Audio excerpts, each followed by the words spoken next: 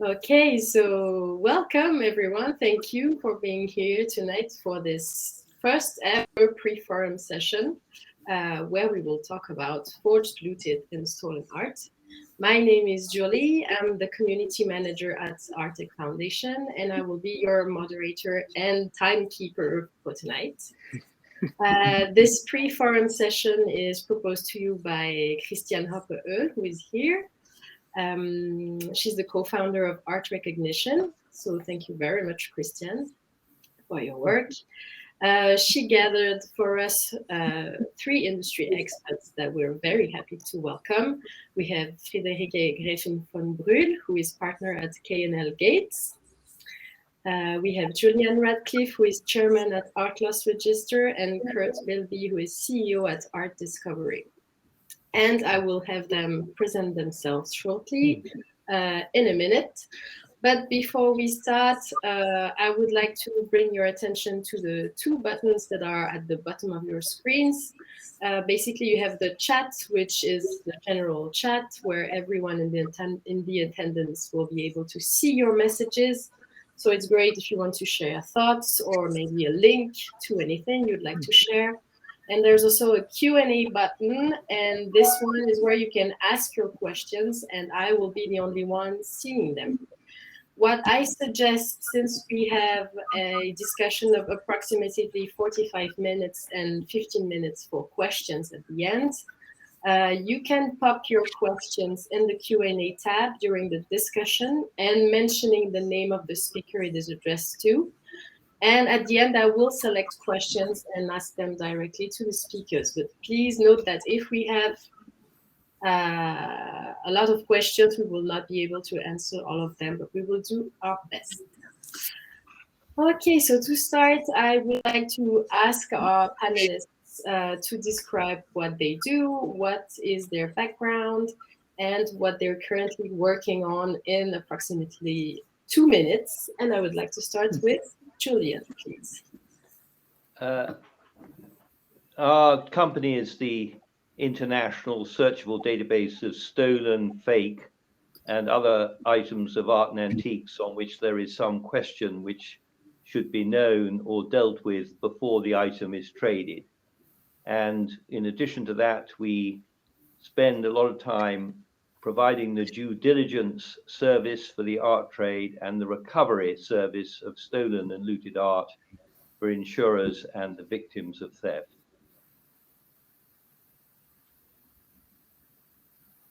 Thank you. And if you could just tell us maybe about your background and where you come from.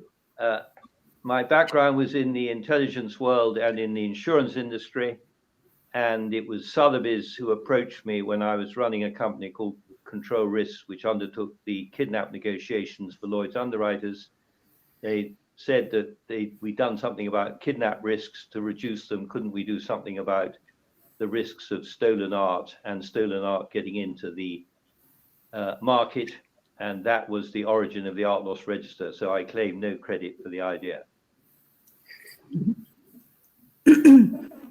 Thank you very much. Can we proceed with Curt, please? Hello, I'm with ArtDiscovery. We have offices in London and New York. We provide scientific analysis of various types of artwork. Primarily, we focus on materials and imaging to provide data and information, and then we put it in the context of technical art history. Primarily to support attributions, authentication, dating. Most of the work we do is around the transaction when somebody's buying or somebody's selling. We do work for museums and foundations to support their research, but most of it's to provide the trade. We do work outside of our offices. We had a fun project in India recently. Done work in Northern Africa, Egypt, South America. So folks are, have to kind of lug around some equipment then, but, we get it done. COVID's kind of made some of those more challenging to do it remotely. But yes, we've appreciated the art market kind of staying steady for us during COVID. Thank you. And your background too? Oh, Yes. of course, I'm in the art market. I grew up on a farm and took a couple of degrees in aerospace engineering, and the last company was in biotech. So really, I've looking at the application of technology to various industries, and this application in the art market is really interesting and fun. Thank you. Friederike, please. Thank you. Yeah, Friederike von Brühl is my name. I'm a partner at K&L Gates. We are a global full-service law firm with offices on 5 continents everywhere. And we have one very small team. That's our fine art and cultural property practice, which I'm heading. I'm based in Berlin. And my background is, in fact, being an art historian and lawyer. So I combined both by becoming a legal advisor to the art market. And my clients involve me, especially in those cases where it comes to the dark side of the art market with forgeries, restitution matters, complex title issues, and the like. Wonderful. Thank you. And Christiane? I'm Christiane Hoppe. I'm the co-founder of Art Recognition. Art Recognition is an art tech startup. I founded together with Karina Popovici 3 years ago. So we are the youngest firm here.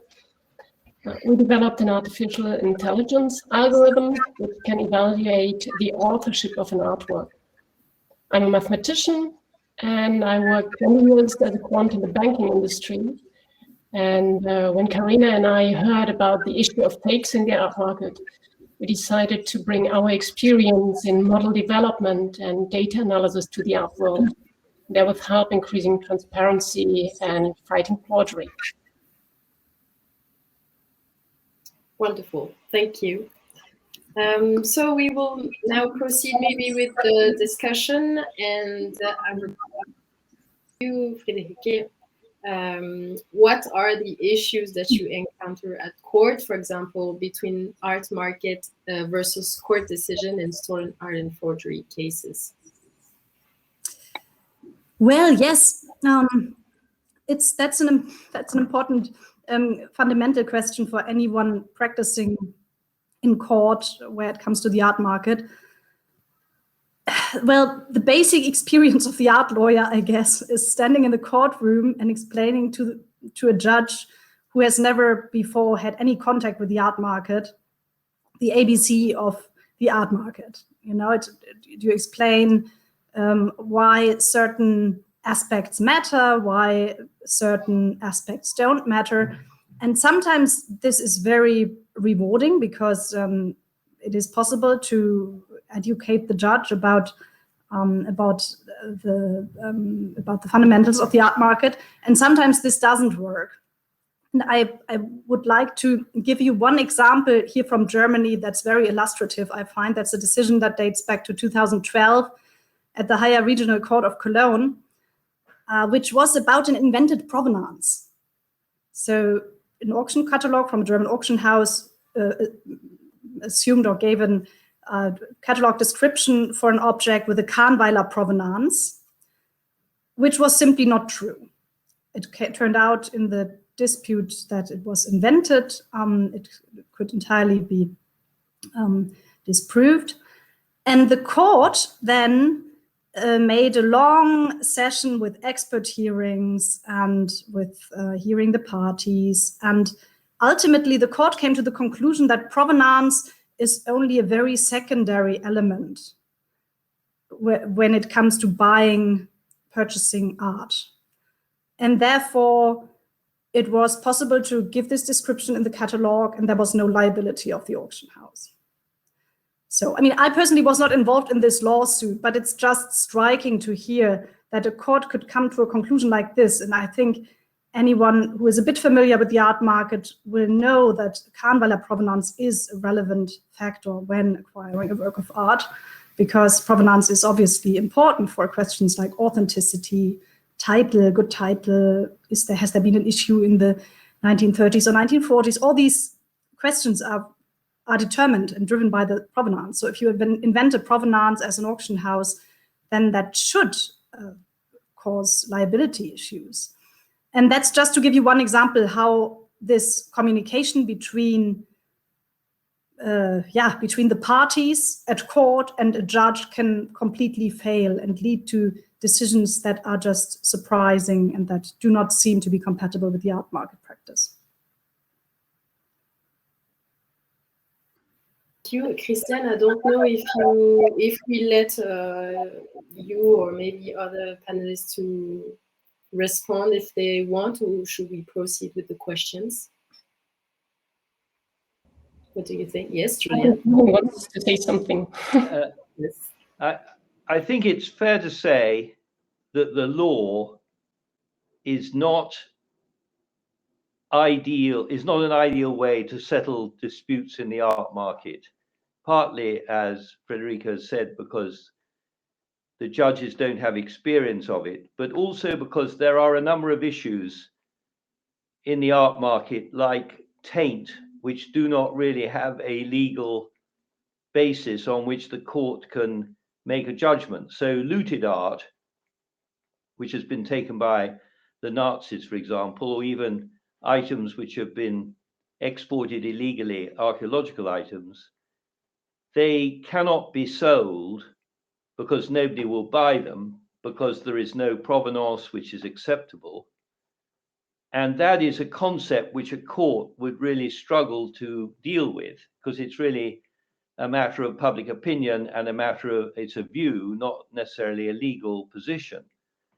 And so many cases are settled not by recourse to the law, which is slow, expensive, and unpredictable. I mean, I'm making rather wild allegations here, but there is an element of truth in that, I think.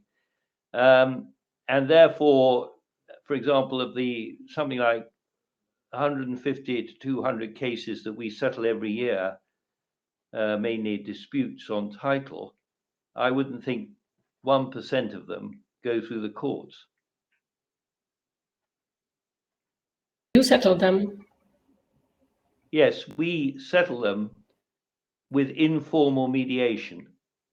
And usually, or in very many cases, there is a sum of money which is paid by one party to the other to clear the title or to settle the issue.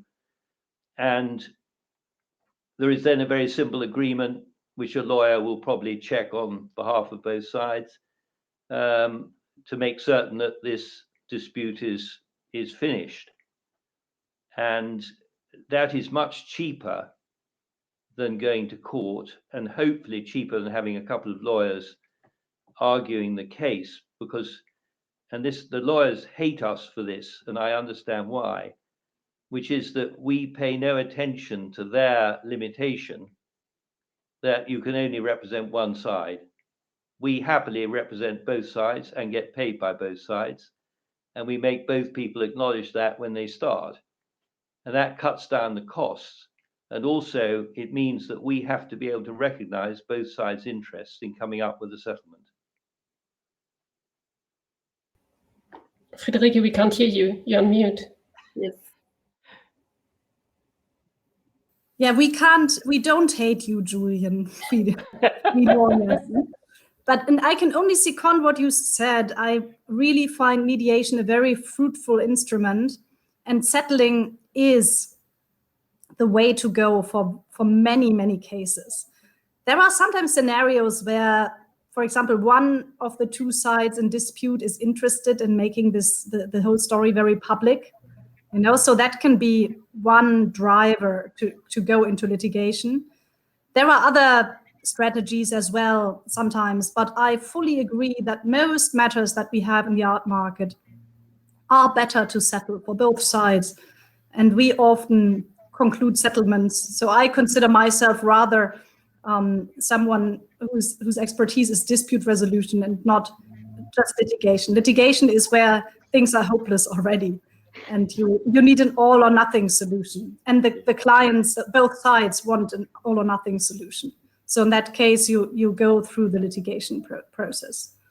And well, but settling is something very wise oftentimes. Very interesting.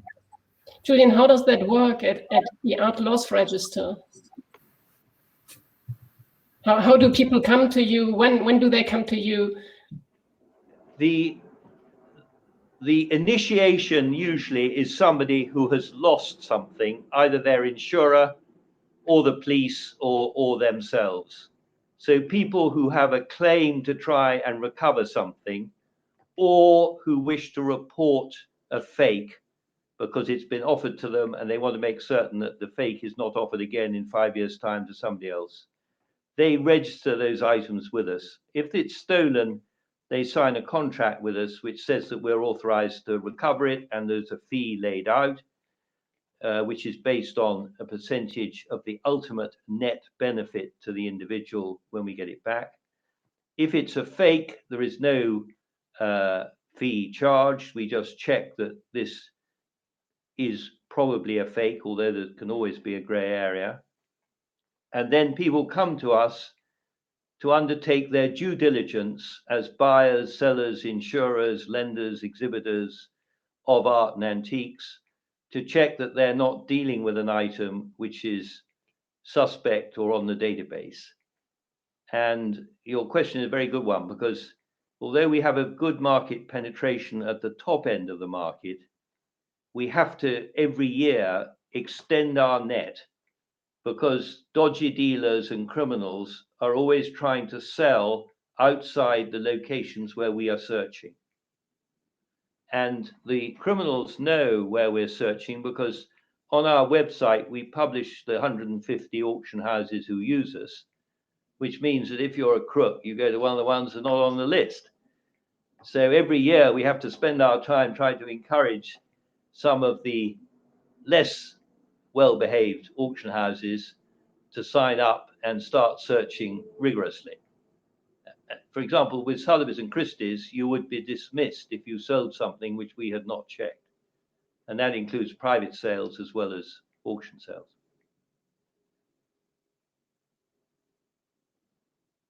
Muted, Christian. Sorry?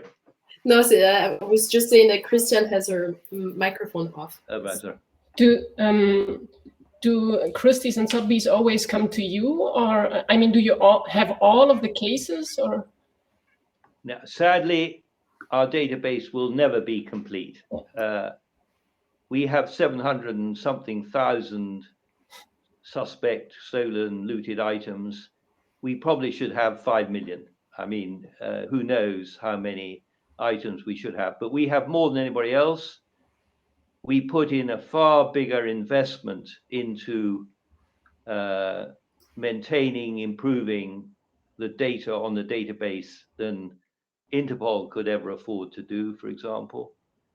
And every year it gets better, but it will never be 100%. We are looking at a scheme to give people insurance. So if they have our certificate and it turns out to have been stolen, we will provide them with the defense costs or any other costs associated with trying to defend their position as good faith buyers. How's that for forgeries? I understand that for lost items, it's quite clear whether something has been stolen or not. But for forgeries, I think there are lots of disputes whether something is a forgery or not. And then also many art experts shy away from saying publicly that something is a fake because they risk lawsuits, or I even heard about death threats. Absolutely. I mean, let me tell you, when I started putting fakes on the database, my board directors thought I was completely crazy. They said, you'll be sued endlessly and you'll prejudice the future of the company. Now, you'd be surprised to hear that actually people regularly threaten to sue us in relation to stolen art. There's a dispute. One side says, I'll sue you if you keep it on the database. The other side says, we'll sue you if you take it off the database. And we say, fine, go to court, get a court decision, and we'll follow the court decision. They never do. They've never sued us. Amazingly, in 30 years now, many threats, nobody has followed through. There were one or two who've made threats and had to write letters of apology later, and we sort of keep a record of them. But on fakes, I am prepared to stand by the fact that we will put on the database an item over which there is a high degree of uncertainty as to whether it is authentic. We are not saying it is definitely fake or not. We are saying, beware, a man with a red hat sold or tried to sell an item exactly like this, we think, 6 years ago. You might like to talk to the person who saw the guy in the red hat then, and you'd be well advised to go and see Curt and get a full scientific investigation of this item. And by the way, we know the provenance is deceitful. So that's the sort of area we get into. And in a way, the fact that everybody, well, most people have to use us to some degree, means that they're a little bit reluctant to sue us and then find that they need us tomorrow. Okay. And so when someone comes to you to check an item, then it's always for both, that it's not stolen, not looted, not forged? Yes, we check the database, and soon, or I hope eventually, the database will include all the condition reports ever issued on the item. Because we're saying, which will be hugely helpful to Curt and to stopping fakes, because one thing you can't fake is an old condition report. That is really very difficult to do. So we're saying to all the people who do condition reports, we will take your condition reports onto the database so that when people search a picture, it will show whether there's been any trace of it ever having been stolen and or recovered. It'll tell you whether there's a loan outstanding from a bank. It'll tell you what the last few condition reports were, maybe going back 30, 40 years. And it will tell you if there's been a debate about its authenticity. Now, in every other industry of the world, I come from the insurance industry, you wouldn't dream of insuring a ship without knowing everything about the ship, how many accidents it's been in, what its voyages are, what cargo it's carried, who the master was. All of this is known. And in the art world, people insure art without knowing the first thing about it. And they lend money on it and they buy and sell it. And we are trying to improve the standards in the art market. And in terms of due diligence for title, I think we and the art market itself have made quite a big difference. Very good. Curt, do you want to tell us a little bit about your side? So, yes, authentication or authenticity. What a broad swamp that you could get to, because a lot of times just in, let's say, a legal suit, you're really trying to present facts to get to a conclusion. And you're trying to do it on usually something that's historical, and you can only present facts to lead to a reasoned conclusion because you really don't have a record of it actually being made there. So you have to understand, I think, from authentication, you're trying to present a set of facts that's well reasoned. But for us, authentication, we're just kind of a piece of the puzzle, because the market is the driving factor. Price is determined by market. Price is then determined by somebody whether they're accepting it as authentic. And the things that really kind of drive that are first and foremost the expert opinion or connoisseurs. And then you're talking about a wide range of whether it's a foundation, whether it's a board, whether it's a family, whether it's a series of experts, an academic. So that's far and wide. And then the techniques that they look at is whether they look at, provenance, whether they look at technique, whether they're looking at art history. So that examination is quite varied. So you've got variable on who's actually the expert or connoisseur, then you got the variable on how they approach it. So it's a very fragmented market. And then I think the next kind of pillar is then the provenance, to where, you have the problem in the legal cases, you've got the gaps, you've got forged provenance, but it's very important in the art market. It's how the art market has kind of conducted itself. And so really you're talking about expert opinion, and then provenance has been kind of the standard, and science has been creeping in as technology has evolved. And I think that's what's kind of fun. It's almost like astronomy, to where the deeper we look into space, the more we see into the past. Science is allowing to see us into the past of the art and create and uncover more facts. So I think that's kind of fun. So science has its part to that. But we can't say science is going to answer everything, because in the end, the market's going to answer everything in regard to authenticity. And this market is fragmented in regards to what they accept as authentic and what they may not. And it's a lot of times somebody falling in love with the piece and really wanting it to be authentic. Can you explain a little bit the scientific methods you use? Oh, sure. Primarily the two pieces of data that come in are material science for us and image data. But for us, some of it is what you would call vetting or preliminary stuff that you could kind of say, hey, get a decision early that this isn't what it's saying it is. So there's vetting technology, but then there's deeper analysis to where you would actually look at, the ground layer, the weaves, the thread count, the pigments. You would use ultraviolet, infrared, X-ray for imaging to look underneath the painting under drawings.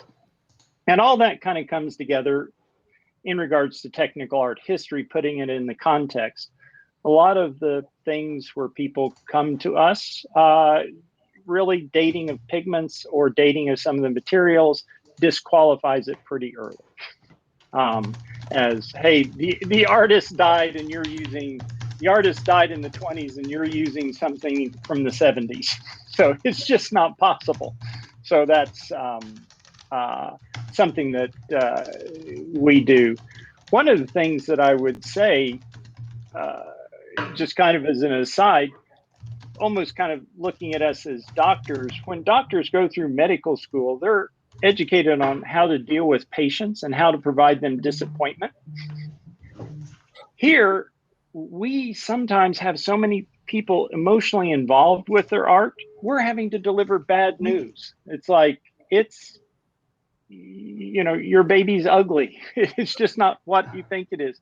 And the emotional reaction there, I think Julian's had that, Friederike has that, Christiane, the emotional reaction from that is something that we really haven't equipped ourselves in the art market to really handle. And I think we're kind of missing, because that emotional roller coaster in the market is high. And coming from the high, when you think you have something worth 3 to 5 million and it's now going to zero, that roller coaster goes going down pretty fast. Yeah, so I can imagine. Thank you, Curt. Sorry? I think Julian wanted to add something. Oh, yes. I don't know whether Curt's aware of this, but during the betting process for the art fairs, in which obviously we're heavily involved, there have been some significant questions about whether some of the scientific evidence given by dealers and auction houses has been provided by people who are competent to do so. As you can imagine, and Curt will know very well, he will have some competitors who are probably no more than people with a kitchen sink and a bit of hope and chemicals. And there is a measure at the moment which we've been asked to look at to produce a list of approved laboratories for the art world, because what is required, for example, on ceramics may well be provided by one laboratory who can't do anything in relation to pictures, and there may be other people who are expert in certain types of art who can't do the scientific analysis of others. So I think it's likely that there will be an approved list of laboratories which is going to come down the track. That would be great. That would be wonderful. So I think, again, there could be people scientifically competent, but if they don't have the historical context available, there could be a major error. Yes. Yeah. Well, the person suggesting this is Professor Andrew Shortland, who heads the technical input for TEFAV. And we've said that we'll provide the secretariat for it if they need what I would call some sort of boots on the ground to book, to do the administration. But that's wonderful. Who decides which one is good and which one is not good? Well, it's have to be peer. I mean, Curt will know more about this than me. It's got to be peer reviewed, like any scientific paper. So, if there's a new laboratory starts in Hamburg or wherever, then it's got to be visited by some people who have acknowledged academic expertise in that area to check whether they are competent and to look at some of their work.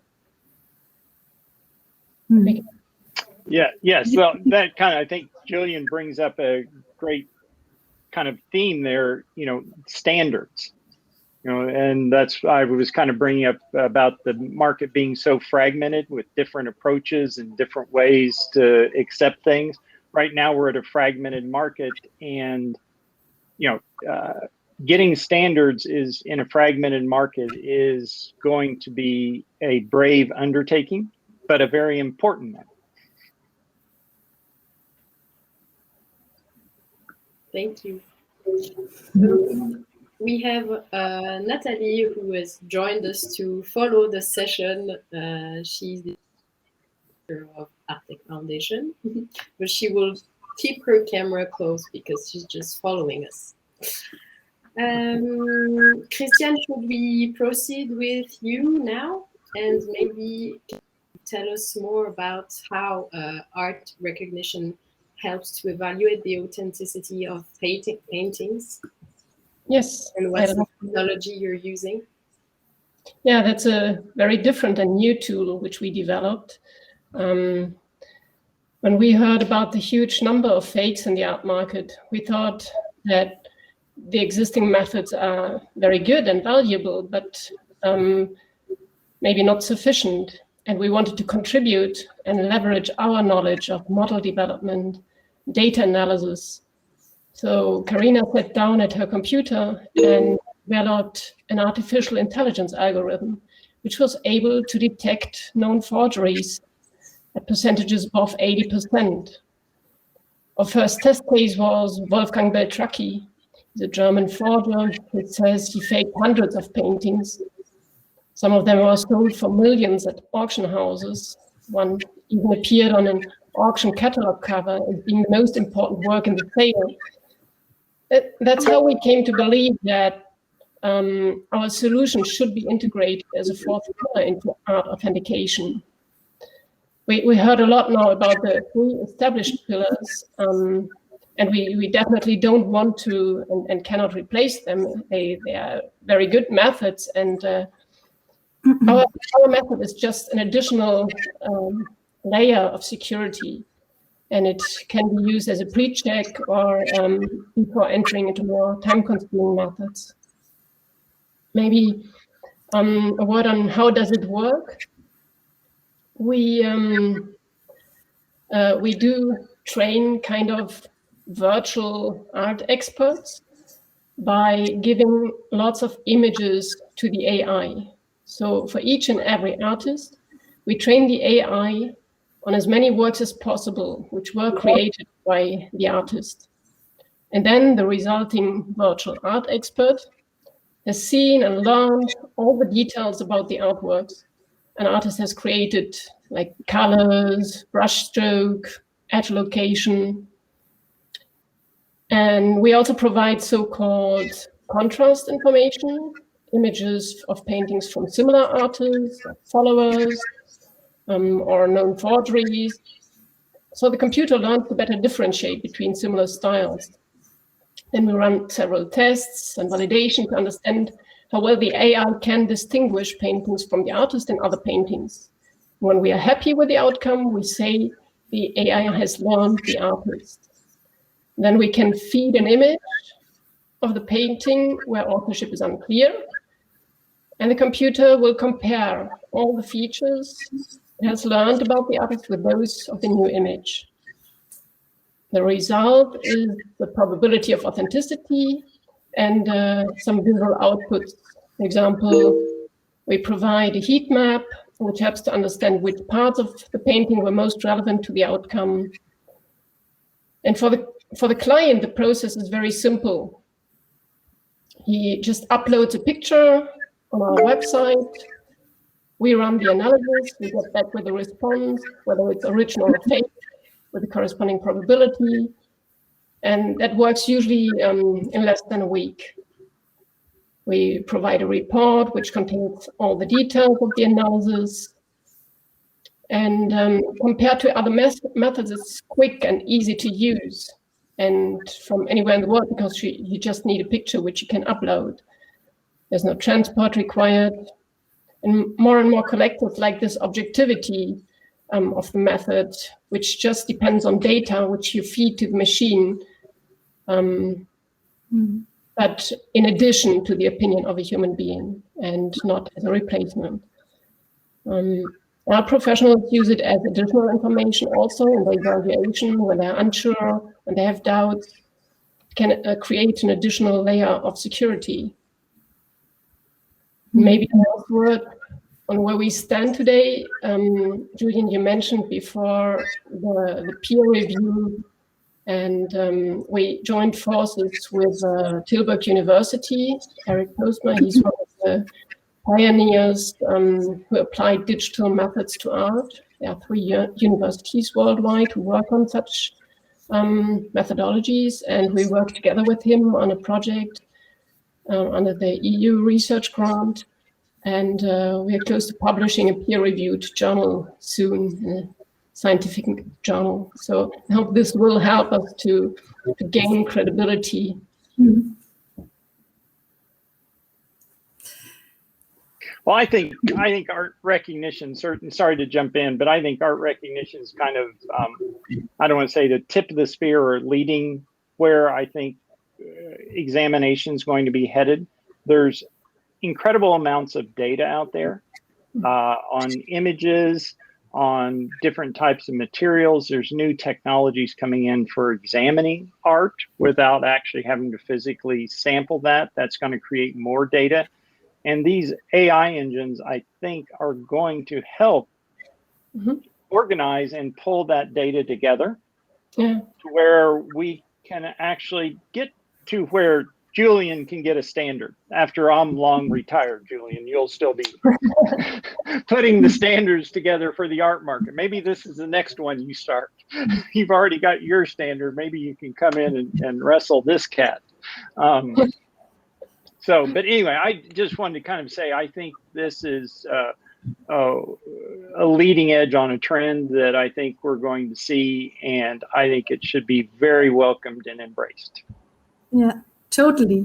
And also, you know, with this court experience that I told you about, that courts, for example, or other third parties who have to evaluate something and who do not really know which method to trust or which expert to trust and have to take a decision on that basis, they will also love it, because there has always been this gap between, on one hand, the objective methods and on the other hand, the subjective methods, right? So you have the reliable scientific expertise that tells you something, that analyzes, for example, the pigment, and then you have a result, which kind of pigment it is. That's an objective result. And then you have the subjective method of the connoisseur's eye that evaluates the painting with the experience, the visual experience of the expert.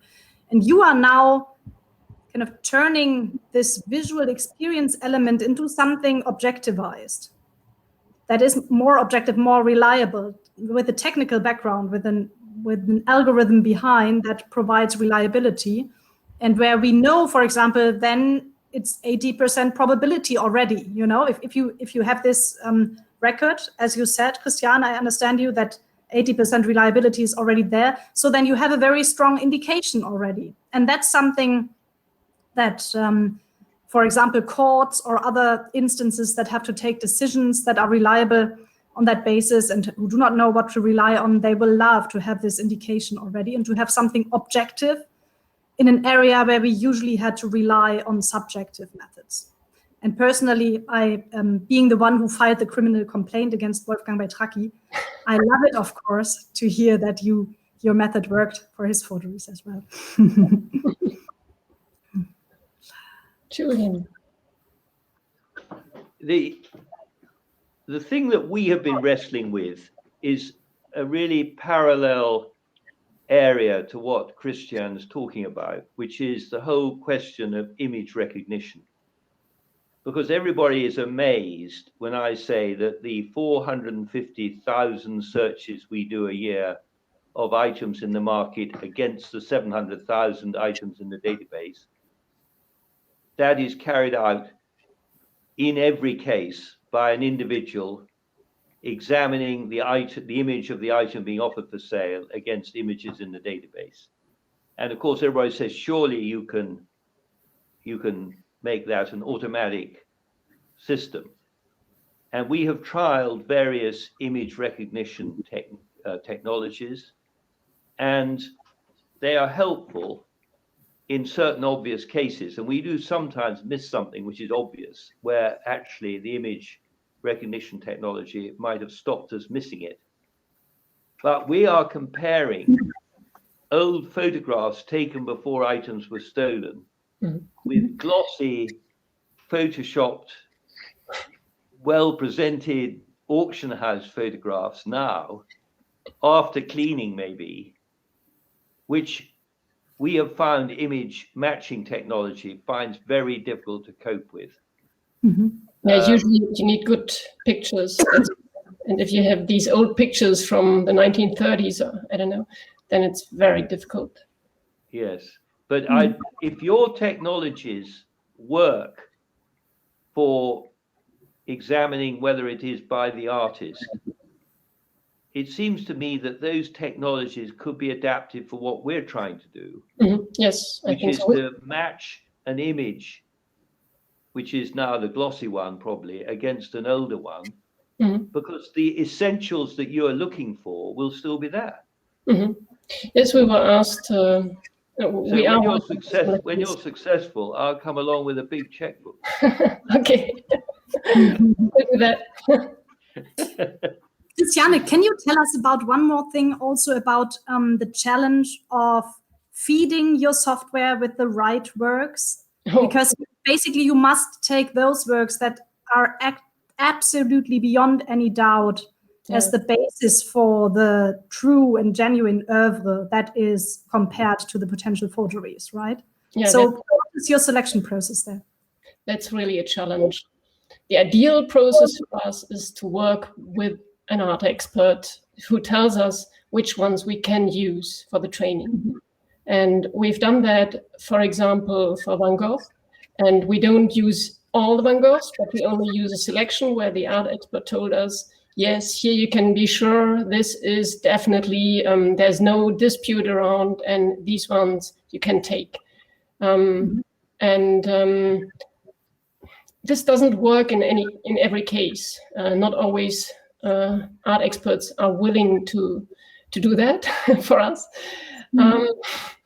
What we then usually do is we rely on a catalog raisonné. So we take the ones which are in the catalog raisonné, but sometimes catalog raisonnés are outdated.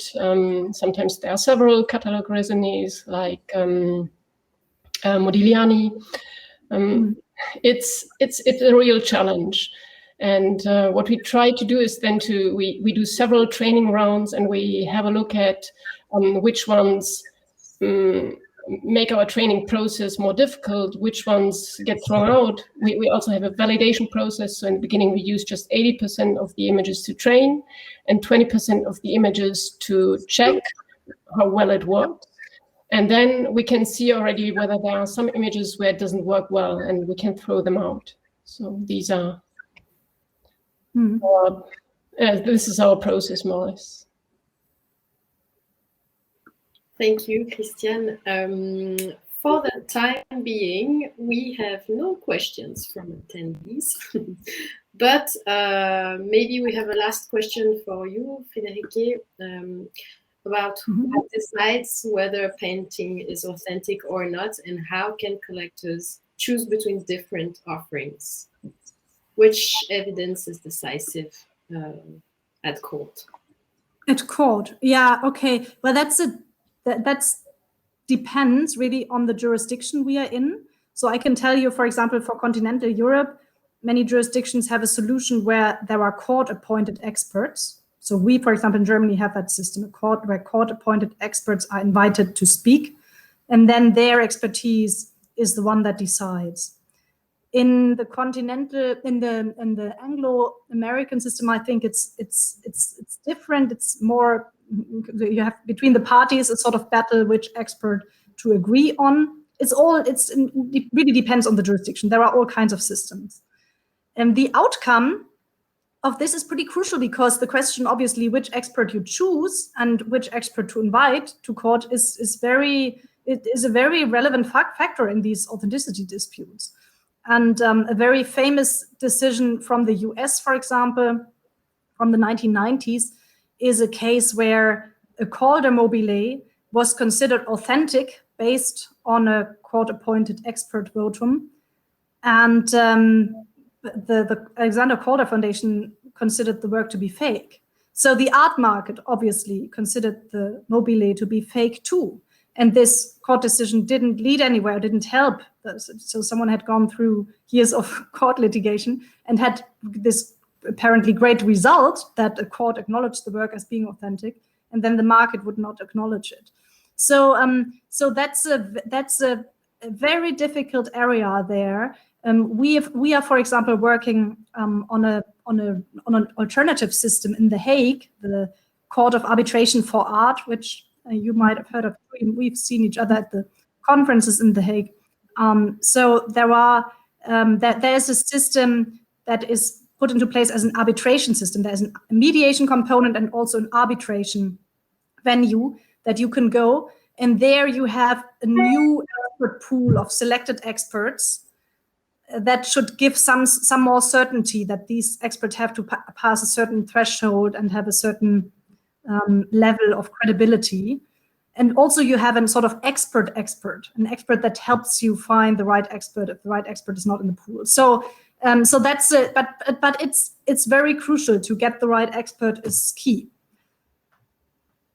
And in that regard, I think that what you've said before, Julian, Curt, and Christiane, standards are very relevant, and standards would be precious in order to give something into the hands of those who are searching for the right expert. But who could put such standards into place? Who has the global power? That's a good point. So far, I think we've seen if you get 10 people in the room trying to develop standards, you have about 13 to 15 opinions. So I think you've got to look at other industries, but the art market is so unique and so fragmented. I think Julian with the Art Loss Register started the key. It's kind of around the financial pain of the market. I think that's where, if you get the standards around the transactions, the rest of the market could come through there. So I think that's why some of the more important things in regards to the whole looted, stolen art have been on the forefront to establish some, what I would say, not industry standards, but practice standards that are kind of go-to and recognized. But in terms of a board for ISO, something like that, wow. But I think Julian probably has some more insight. Thank you. I chaired the committee at Lloyd's of London dealing with improving the standards in the broking industry after there had been monumental scandals there, which nearly made the whole of Lloyd's bankrupt. And although it's a regulated industry, insurance, so it was easier than the art market, we did put in place a number of measures which I think we can put in place right away in the art market, and I'm in discussions to do them. So let me give you a very simple one. I'm in discussions at the moment with the auction houses, whereby if anybody has a near miss in terms of being sued for something or making a mistake, they will report that near miss to us. We will anonymize it and circulate it to the whole market as a lesson learned. Now, in the insurance industry, the brokers and the underwriters and people do that. It's not in any way anti-competitive. It's to raise standards, and it has a very significant effect.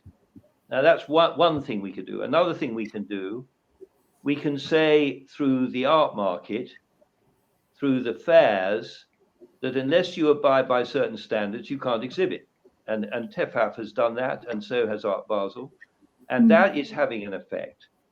We can also, although this is less, it's more difficult to enforce this, but we can say to some of the trade associations, like the Society of London Art Dealers, if your members do not do A, B, and C, they cannot be members of the association.